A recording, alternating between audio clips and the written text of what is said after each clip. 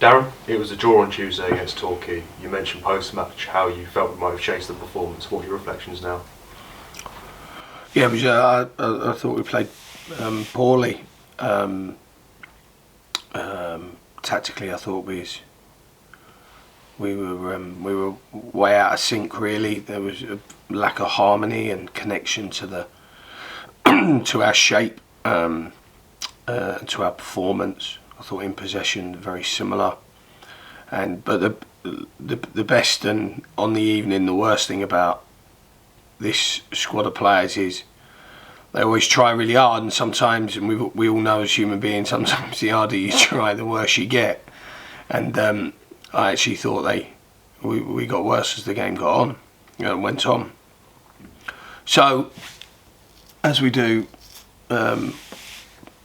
after the majority of games, you analyse and put on some nice videos and paint some nice pictures and things like that for the players, and then we have to make sure that that level and standard of performance is not replicated tomorrow, because if it is, then without doubt we'll lose the game. And that was the first game of a stretch of 8 from the end of January to the end of February. It goes without saying, but we're approaching a really sort of significant part of the season now, aren't we? Yeah, no, it is. It's nice to be. I think my first interview when I came to the club was about bridging gaps and trying to get a bit closer to the to the monsters in the division. And whilst we look like we've done that so far, it's nice to have something to play for. It's nice to be in some sort of contention. It's nice to feel that those butterflies on a Saturday where you know the importance of the game, and we're now getting to that stage of the season where performances are secondary to points, accumulation of points, and we should still be very, very pleased with how the season's gone, where we sit in the table, and and hopefully what we're looking forward to. And the players have been excellent in that, and their commitment and energy levels towards that goal have been incredible, absolutely incredible. So I think that, and I don't really look at it as a period, I just look at it as Saturday. Saturday's a really tough game for us, and we've just got to make sure we kind of spike those those standards in our play again. And Jake hasn't entirely joined on Tuesday with Jack Rolls leaving. You touched on the moves after Torquay, but just how much of a statement is getting some of Jake's profile in, and how's he settled into the group so far? Well, look, I'll miss Jack. Jack was a terrific lad, and a very, very good player. And the original design of the team was with Jack as a centrepiece, in its actual sense. That injury at Sutton pre-season really prolonged his start to the season, and he has found it hard. So there were a lot of conversations Jack and I were having, and I wish him nothing but great success and the best of luck and wishes to him, and thank him for his part that he has played, and everyone plays a part, and he's played a big part since I've been here. When the opportunity came to, almost swap the players, it was as much as losing Jake was not part of any scheme or plan, to be able to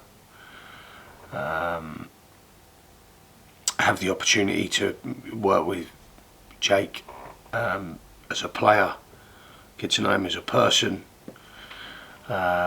It was a brilliant opportunity for us, and I'm very, our recruitment's been exceptional since the summer, and Jake is now another part of that exceptional recruitment process, and it's a very, very good deal for us. There's no way to, I don't want to overdo it because it makes one side look bigger and stronger than the other, but it's a brilliant deal for this football club to the end of the season. He's a very, very good player, and someone that I've always admired. Initially, you always admire him because I thought his father was a brilliant footballer, and he played for my good friend Glenn Roeder. And then working, I was very respectful to Andy Hesson Tyler's teams. I always speak very respectfully about his teams when we played Dover last year. and then you see the attributes that his son has. Brilliant attributes, great character, good quality, and again we're just trying to push that ceiling as much as we can in what we do. And like I said, when the deal was presented, then it was too good to turn down. It's Eastleigh tomorrow. We beat them in the league, lost in the trophy. What can we expect away from home? Well, I think they've been two of our toughest games, the two games we've had.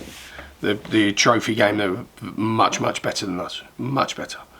And in the first game, the league game, it was a tight game, very close encounter. And again, I think I said it before the first game, the league's recruited really well, very strong. It's got such an up-and-coming sort of franchise, the Eastleigh Football Club name.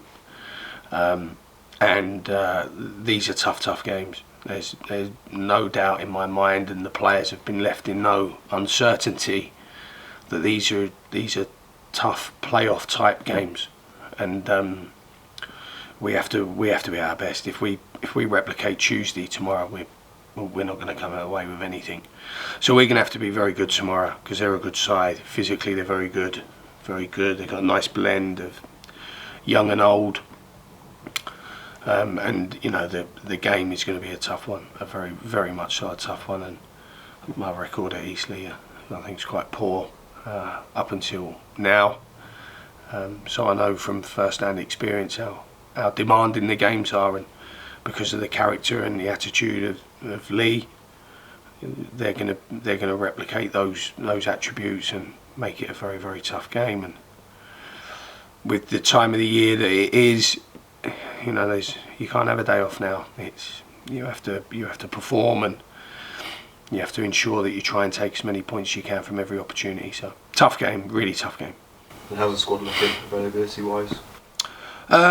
We have got a few issues in and around the starters. We had an issue today with Jermaine Anderson, which is ironic since he's had a year out of playing for suspension. But we'll check that tomorrow morning. Wilkinson's come through another strong week, which is good. Sid Nelson's now back training, which is good. Some of the others, like Corboa, needs just to have that little injection of physical work just to get him back to his levels. So we're doing that. He's working very hard, Ricky, to get back to that level that he was before the injury. But apart from that, we're all okay. Cox is still injured. I think Cox now will be latter stages of March. And Sid, progressing nicely. So we should be okay. We'll have a strong bench. The strongest squad I've had here Tuesday. We'll have a strong squad again tomorrow. Well, Darren, thank you for your time, and see you tomorrow. Thank you.